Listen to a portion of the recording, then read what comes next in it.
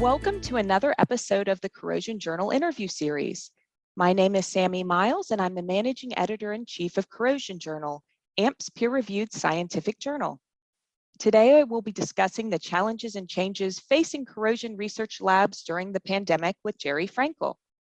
Jerry is a member of Corrosion's editorial board and is Distinguished Professor of Engineering and Director of the Fontana Corrosion Center at The Ohio State University. Thanks for joining me today, Jerry. Well, thanks for having me, Sammy. You know, I'm a big fan of podcasts, and it's the first time that I'm on the other side, so it's very exciting. Thank you. That's fantastic. So before we jump into the conversation today, would you like to share a little about yourself?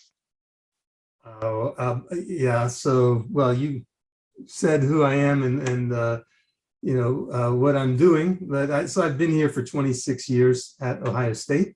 And, it's a great place to be doing corrosion. And, I've been in the field of corrosion for a lot longer than that, 40-ish years now. It's been a great career. Excellent. So I know the past year and a half has presented all industries with a number of challenges due to COVID-19. Can you speak to some of those challenges you faced at the university setting?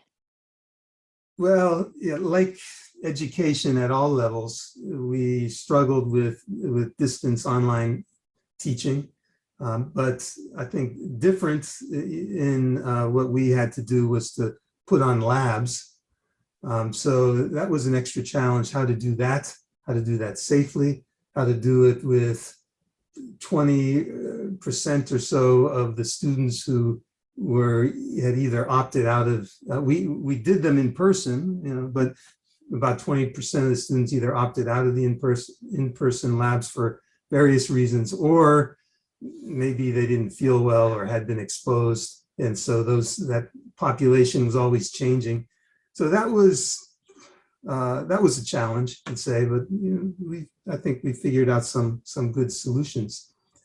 In terms of the lab, our lab was closed, as were a lot of places, locked up for a number of months. We were able to get back into the labs starting in the summer of 2020. And so it was only really a few months where we were really locked out. And then there's been a series of protocols that have evolved over time.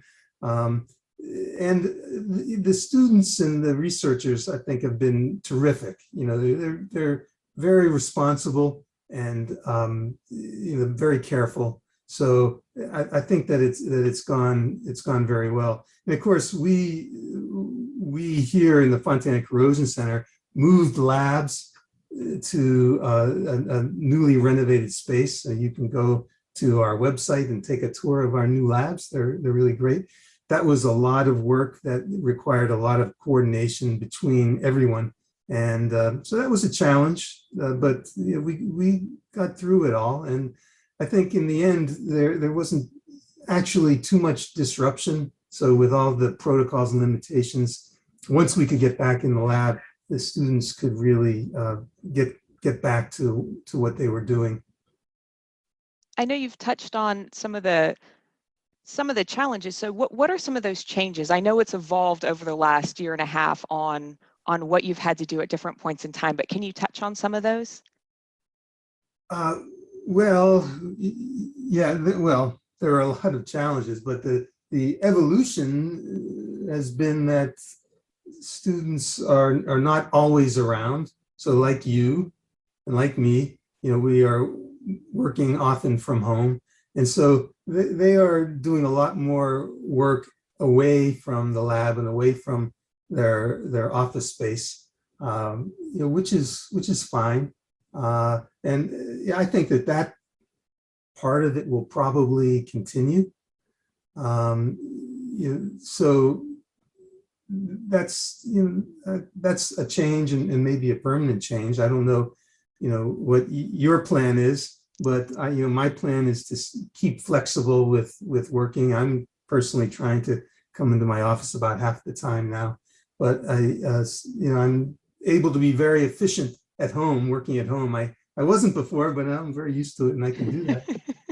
And I hope you are too. But also, we've had challenges with some of our collaborations. For example, we had a great collaboration with Pacific Northwest Laboratories, where we had started some very interesting flash freezing and in situ assessment of pits, and got really fantastic results. And we had a plan for more of these, a series of things we had planned out, and that has just really been pushed aside. They have, of course, they've opened too, but what they're doing is quite limited and prioritized. So that's unfortunate. Those kinds of collaborations are much harder. Yeah, but we're also very used to now interacting on Zoom, like you and I are doing right now, and so that's something that I think will stick around, and so there are some benefits as well. Yeah. Yeah, I would think that, especially when you have students in the mix and faculty, that it's changed that dynamic of not being able to just walk to somebody's office and have that meeting, or whether it's just a quick get together in the lab before you do something, to actually be walking through it virtually, right? And the improved communication needed to be able to do that, to get people on the right track. That's right. Right. So people could always just come and knock on my door. But they can always also just get me on Zoom, and that isn't a problem, really. And so we can look at each other on Zoom, but there is the personal face-to-face interaction, which is different. And yeah, so that's decreased in the extent, but again, we're all used to it. I think we're used to being able to share, even the personal things that we need to share. So it's not as good, but it's, thank God we have this technology, right? And, I mean, the great pandemic 100 years ago, they certainly didn't have this. So, right, so that, we can stay in touch with our family and our loved ones, as well as with our coworkers and colleagues and collaborators. So, in the end, it's not so bad. You mentioned the study that you're doing with another lab and how that's been put on hold, the follow-up studies. Have there been any studies that have fallen apart because of it? And I mean that in something that was started and then a lab was shut down and you lost some of the research done, or was all research able to continue or plan for a stop? Yeah, I think all research continued. It was, the timing, let's say, was very hard for certain students, and not so bad for others. So for my students who had just started, right, so things shut down in March, as you know, 2020. And let's say students who had started the fall before were just getting going, just really getting into things. And it was really hard for them. So yeah, I have a student, we had samples that she was preparing to send down to the Navy lab at Key West for exposures. And that all got delayed by more than 6 months. And it wasn't like she had data that she could work on, or papers that she could write, so for those students, it was much harder than for the more senior students who could take a pause and analyze data and write papers. So there were the different projects were impacted differently, but none of them really just fell apart, I would say. Yeah. That's good. That's good to hear. And how have, I know, again, you touched on one lab collaboration. How have all the other collaborations gone? Have you noticed a difference? Has it been seamless with Zoom and other means of communicating? Or have you had issues where, let's say, somebody's in a different state or country and they're on they're shut down and you're not? Has it impacted that dynamic? Well, if anything, I think it's improved it. So people are just more used to these kinds of interactions and Zoom interactions. So yeah, that's a little bit of an upside, I think, so distance collaborations, it doesn't matter if it's my colleague across the hall or someone in Australia. I just ended a discussion with people in Australia. It doesn't matter because it's, largely Jen Locke, who is a colleague across the hall, largely we're interacting on Zoom. So, Mm-hmm. Yeah, I think it's good. Excellent. Now, what do you think long-term will be changes to come out of this? I know you said, mentioned the blend of being in office and from home and having Zoom mixed in. Is there any other changes you think will be Well, here to stay? I'm curious to see what happens with our meetings, right? So the corrosion conference, yeah, I don't know what it's going to be called now. Is it going to be called AMP. It's going the to AMP be the AMP conference? conference. Yep. Okay. Well, it was a big void not having it, and I personally found the online conferences, and I won't talk about the NACE meeting in particular, but I found them largely unsatisfying. The pre-recorded lectures somehow just don't do it. And missed the face-to-face there. That's sort of socializing.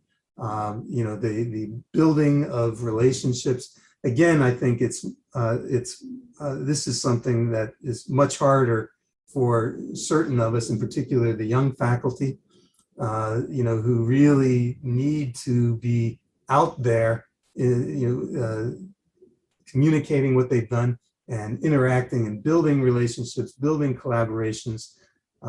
So, of course, the young people suffered more, those with children. So the parents suffered when the daycare was shut down, and even now, daycare, it can be shut down if there is COVID in the group, and so I think parents have really suffered during this time, as well as women and minorities, who I think really need to build collaborations and support structures and rely on that. So yeah, so I really missed seeing people, in person, and say celebrating with Rob Kelly, for winning the Whitney Award. Didn't get to do that, and it's a shame. It's really a shame, and that you can't ever really recapture that. And for me, it's not so bad. As I, at the end of my career. But the question is, what happens going forward, right? So, I know that organizations such as NACE or AMP make a lot of money at these meetings, and so there's a lot of motivation to get those meetings up and going again, by the organizers, but also for the people. When will we be comfortable with that? I don't know. And what are the permanent changes? So, there are advantages to having online meetings. As much as I didn't like them, there's people from around the world could participate without having to travel. So I think that there will be some kind of permanent accommodations, and it'll be interesting because, again, an organization like AMP needs to make money at it. So how that happens, I don't know. But I think that those changes will be permanent. Yeah, and to your point, it is interesting with some of the virtual, excuse me, some of the virtual conferences, because you do have a larger group of people able to attend who never could in the past. Maybe there were issues with visas being able to travel to a conference, and they now suddenly can attend, can listen to those presentations, where before maybe you got a conference paper, maybe you didn't, maybe down the road there was a journal article, but it changed that dynamic. But also, to your point, you don't really have as good of a live Q&A or pull the speaker aside after the meeting and chat for 5 minutes, or even the networking events. And I think for especially those earlier career folks, the networking events are really important, because then you can go talk to, people that you want to work with or collaborate with. That's right. So there was a lot that happened there socially that was very important. And of course, let me say that we have always brought a lot of students, and the NACE meetings in the past, anyway, and I'll assume it'll go forward with AMP, have been great opportunities for the students. So either giving talks, but largely giving posters, and then meeting people, so for them to meet not just professors, but other students, and more importantly then, people that could lead to job opportunities. So that, that's opportunity lost for them. So a lot of lost and opportunity and cost. There's cost with that. And of course, the people who are interested in hiring from industry, that was an opportunity for them to find employees. So yeah. Right. And I do know from at least the AMP perspective, we are planning to have our meeting in person in March in San Antonio. So, and it's going to have some of those events that you're talking about, like the student poster session.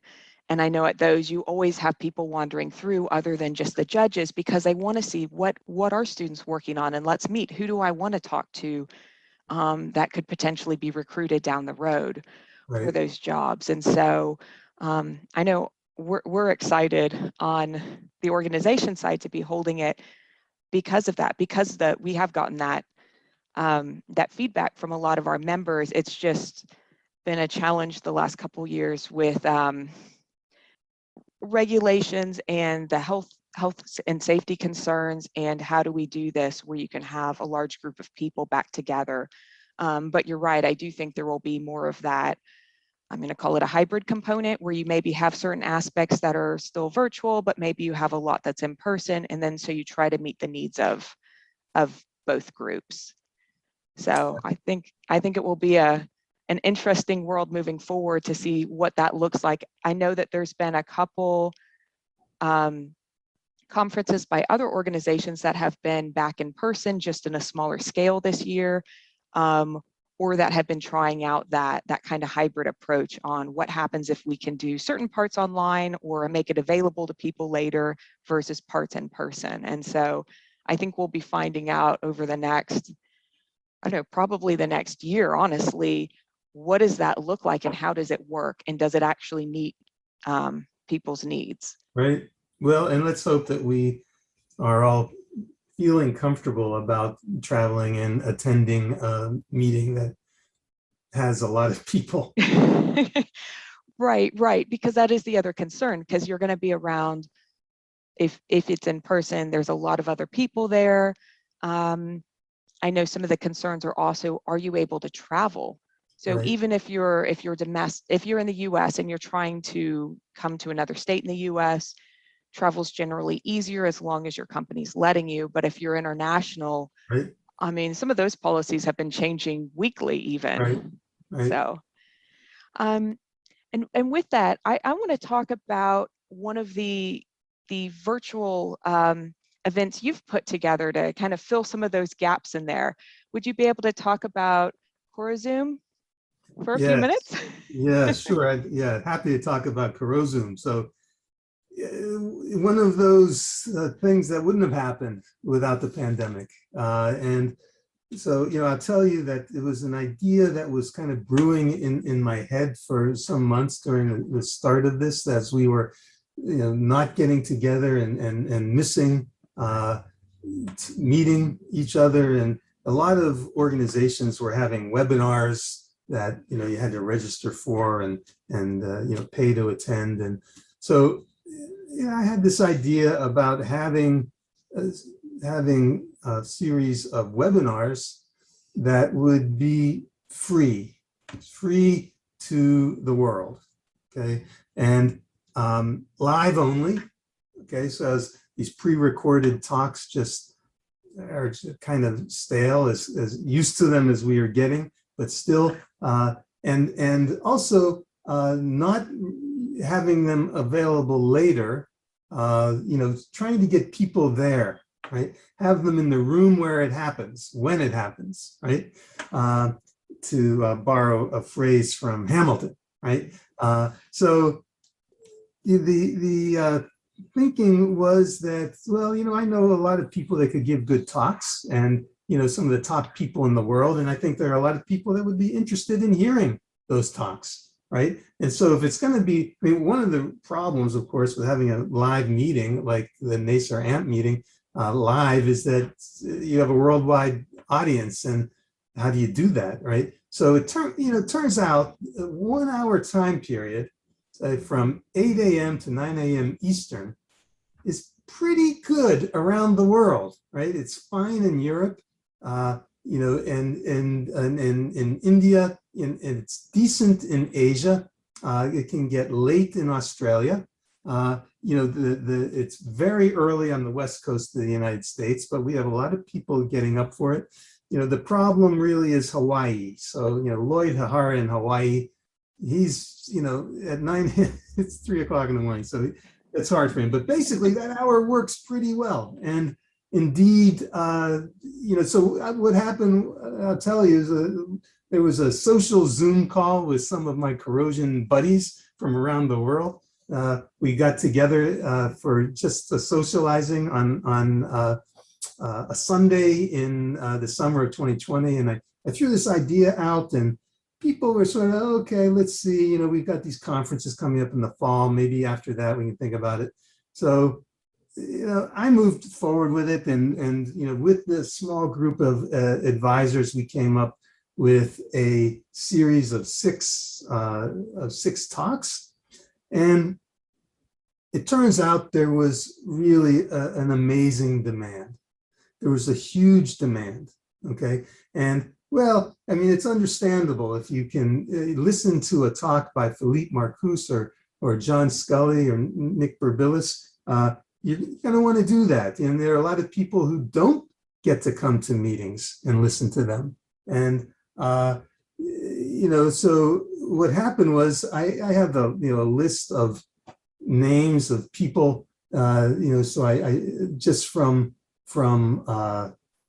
the editorial work that I do. So I had a little mailing list, and I put it out, and I sent out an email, and the registrations, it went viral. I shouldn't use that term, but it really just like spread, and you could see that there there was an outbreak in one country, and then another as people started hearing about it and telling people, and it was very exciting. So for the first one, we had something like 2,600 registrations. Oh, wow, that's great. Amazing. Of course, for all of them, only about half of the registered people would show up on the day. And so we've had between 400 and 1,400 people, which is still pretty good. Still pretty good. And again, the idea was it's free. It's open to the world. This is, so the Electrochemical Society has a term, free the science, right? So this was it. And I have resisted joining this with any organization, right? There have had offers to say, hey, we can help sponsor this, but I think there's a price to pay for that, and they want to control it. So the idea here is no, we're just going to do this on our own, and there's no strings attached. Nobody's making money on it. There's no exchange of money, right? So luckily, Ohio State provided me with the Zoom webinar license for free. And so there's really no cost, the minor administration things we're just doing. So it was great. We had 6 of them. And then this advisory group decided there's a lot of things that we could do with it. You could change it in a lot of ways. You could focus on say women in corrosion. You could have three 20-minute talks instead of 1 hour talk, a lot of things. We decided to keep it sort of as a rare event, so, a little bit like a Netflix series, so people are waiting for the next season to come out. So we're going to have another season of Kurozun. I'll tell you, we're planning the next one to be in November, and it'll be by Professor Xiaodong Li in China. And what's really interesting is we're going to use the utility in the Zoom webinars to allow for simultaneous translation. Okay, so we will hire a simultaneous translator, and you can pick your channel. So people could listen to the original talk in Chinese or listen live to the talk being translated by a translator. Okay, and so that I think is very exciting. It'll attract people from around the world. To hear, like, Professor Lee is really one of the top researchers in China. But I'll tell you that one of the great things about Kurozun has been the question and answer. Okay, so you mentioned that, right? How do you do Q&A? Well, it's been live, and anyone in the world, could enter a question, and the moderator. I moderated most of them, so I would go down the list. Oh, and those questions could be upvoted, right? So the most popular ones, we start at the top and work our way down. So you'll be able to ask Professor Lee a question in English, and he can answer it in Chinese or English, or anyway. So that's very exciting. And again, that's something that wouldn't have happened without the pandemic. And I think it will continue in some way. So. And how are y'all picking the speakers for that? I'm just curious now, because it's been a great lineup that y'all have had so far, and just a variety of topics too. Right.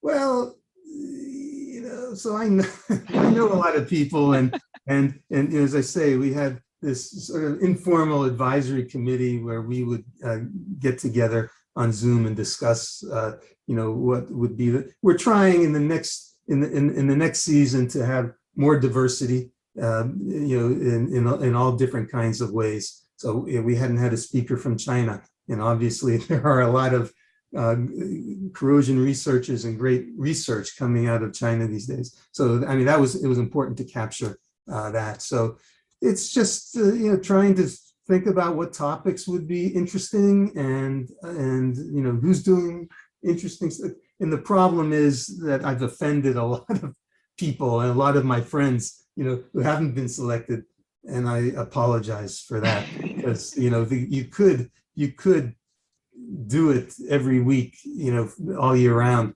and not run through the interesting people.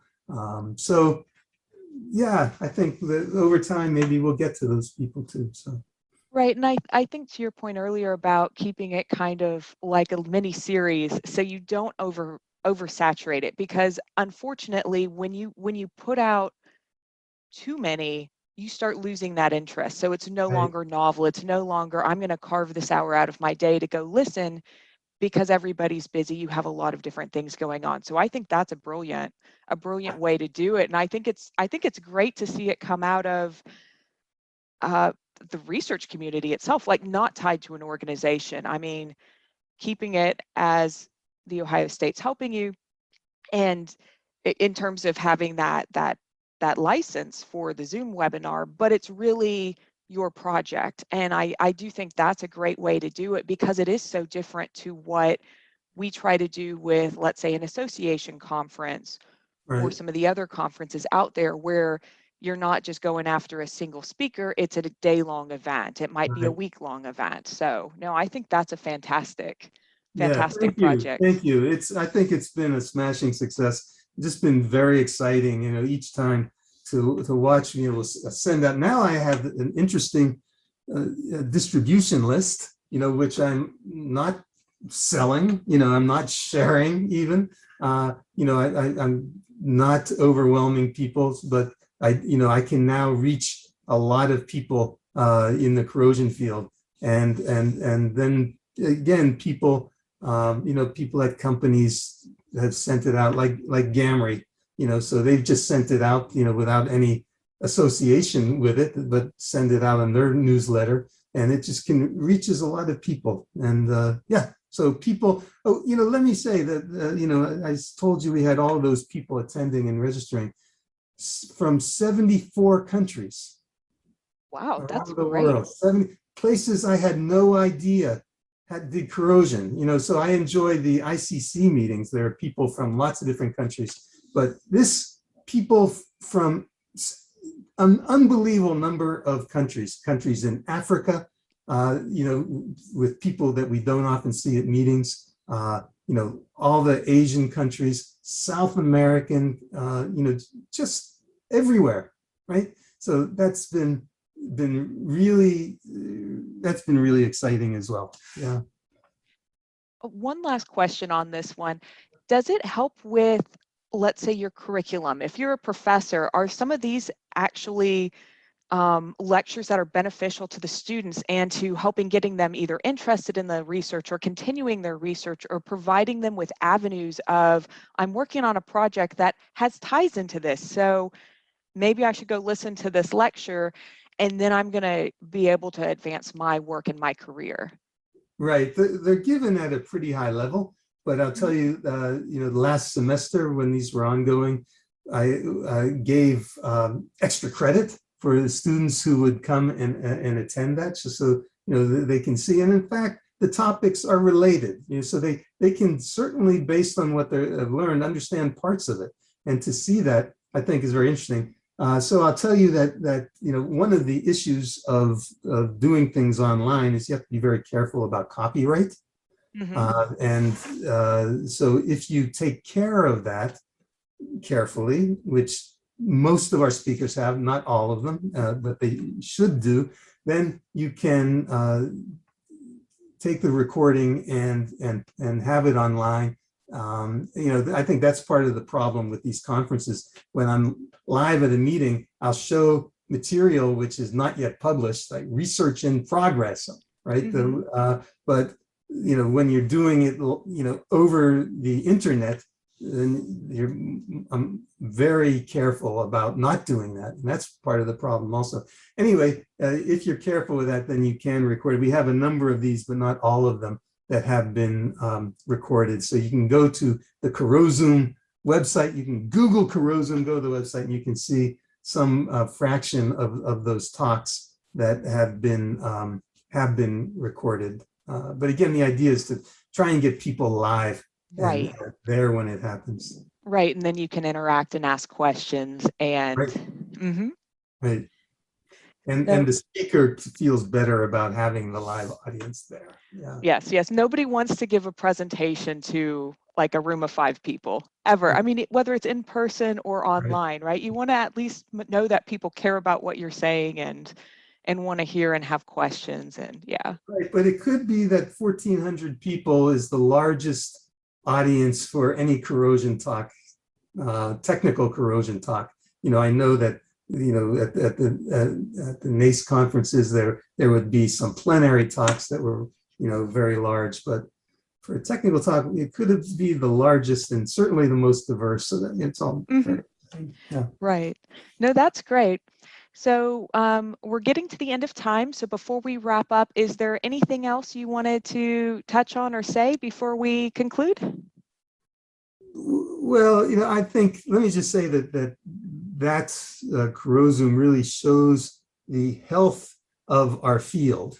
Okay, that that corrosion is a problem that's unfortunately, maybe fortunately, not going away anytime soon. There are lots of people that are interested in it, and that are I think starving for these kinds of experiences, and that's just a really good thing. That there are bright people from countries around the world who are working on this. So I think we should all feel good about the future of corrosion. And hopefully we will be getting back together and seeing each other again. It'll be good to see you in person again, Sammy. It's great to see you as well. And with that, thank you for taking the time to join me today. Uh, Um, thanks for asking. Definitely. And for our listeners, thanks for listening to another episode of Corrosion Journal's interview series.